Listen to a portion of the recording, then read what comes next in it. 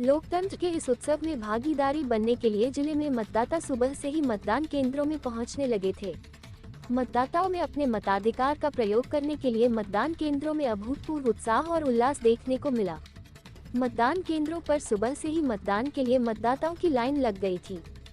सभी मतदाताओं ने कतार में लगकर बारी बारी से अपने मताधिकार का प्रयोग किया और यह सिलसिला मतदान समाप्ति तक चलता रहा। सुबह 7 बजे डीएम अनुनय झा ने अपना वोट डाला। इस दौरान तमाम जगहों से मतदान की अनोखी तस्वीरें सामने आईं।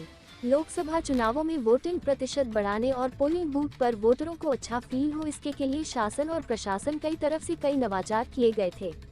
महाराजगंज में 7वें चरण की वोटिंग के लिए भी कई पोलिंग बूथ को शादी वाले घरों की तरह सजाया गया था।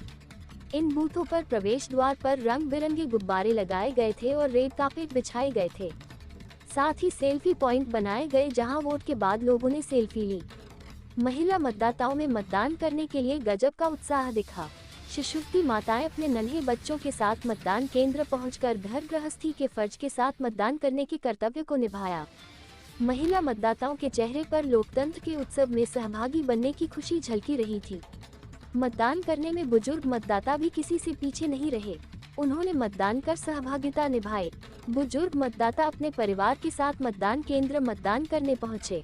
बुजुर्गों के लिए वृद्धावस्था भी अपने मताधिकार का प्रयोग करने में बाधा नहीं बनी। स्काउट गाइड के बच्चों ने भी मतदान करने पहुंचने वाले बुजुर्ग मतदाताओं मदद की। स्काउट एवं गाइड के बच्चों ने बुजुर्ग मतदाताओं को सेवा भावना के साथ व्हीलचेयर से मतदान केंद्रों तक लाया। गर्मी के मौसम को ध्यान में रखते हुए मतदान केंद्रों में छांव, पेयजल की पर्याप्त व्यवस्था रही। निर्वाचन को शांतिपूर्ण संपन्न कराने के लिए सुरक्षा के चाक चौबंद इंतजाम किए गए थे। जिले के सभी मतदान केंद्रों में मतदान शांतिपूर्ण संपन्न हुआ।